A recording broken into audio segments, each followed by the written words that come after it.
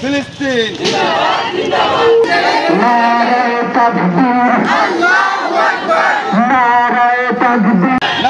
তাকবীর ফিলিস্তিন ফিলিস্তিন জিন্দাবাদ জিন্দাবাদ ফিলিস্তিন ফিলিস্তিন জিন্দাবাদ জিন্দাবাদ।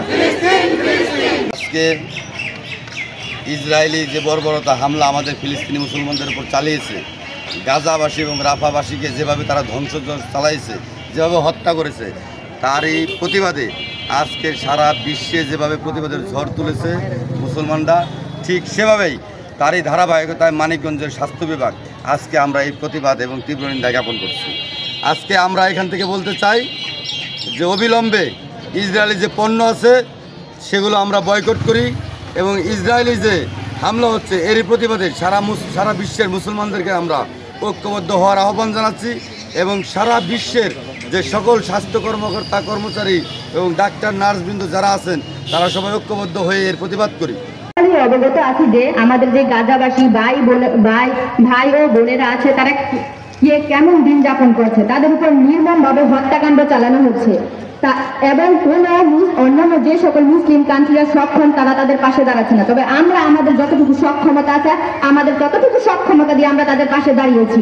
আমরা সর্বোচ্চ চেষ্টা করছি দল মত নির্বিশেষে আমরা আমাদের মুসলিম ভাই বোনদের পাশে দাঁড়াবো এবং তাদের জন্য যতটুকু করার দরকার আমরা আমাদের সক্ষমতা অনুযায়ী এবং আমাদের সক্ষমতা ছাড়িয়ে যদি করা যায় তাহলে আমরা ততটুকু করে যাবো ইনশাআল্লাহ।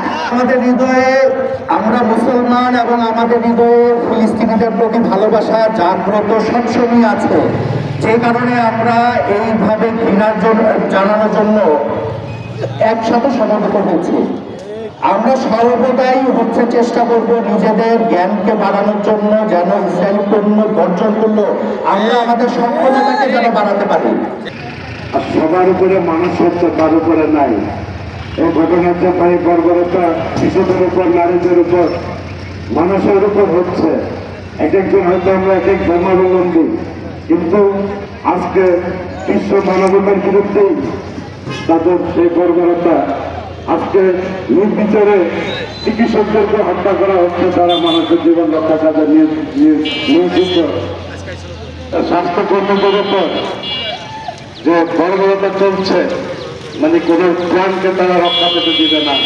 হৃদয় অবলম্বনে আছে গাজার প্রতি, আমাদের দেহটা হয়তো এখানে আছে, আমরা আসলে অসহায় হয়ে পড়েছি, আমরা কিছু করতে পারছি না, কিন্তু আমাদের দোয়া এবং ভালোবাসা গাজার প্রতি আছে। আল্লাহ মহাদা গাজাকে নিশ্চিন্ন করা যাবে না, গাজার বিজয় নিশ্চিত, দুদিন আগের হোক তারপরে হোক। তবুও আমরা যেহেতু কিছু করতে পারছি না, আমাদের হৃদয় থেকে তাদের প্রতি ভালোবাসা এবং দোয়া কামনা করছি এবং ইসরায়েলের প্রতি আমরা অভিসম্পাদ দিচ্ছি। পৃথিবীর ইতিহাস থেকে ইসরায়েল একদিন মুছে যাবে, আমরা সেই প্রত্যাশা করছি এবং জান্নাত ইনশাআল্লাহ দেখা হবে আমাদের গাজার ভাইদের প্রতি ইনশাআল্লাহ। আমাদের ছোট্ট বাচ্চা এবং যারা ওখানে আছেন সকল মুসলিম এবং যারা জাতি ধর্ম নির্বিশেষে যারা ওখানে বর্বরতার শিকার হচ্ছেন তাদের আমরা সহানুভূতি জানাচ্ছি। আপনারা দেখছেন দৈনিক কর্ণকণ্ঠ, সবার কথা বলে।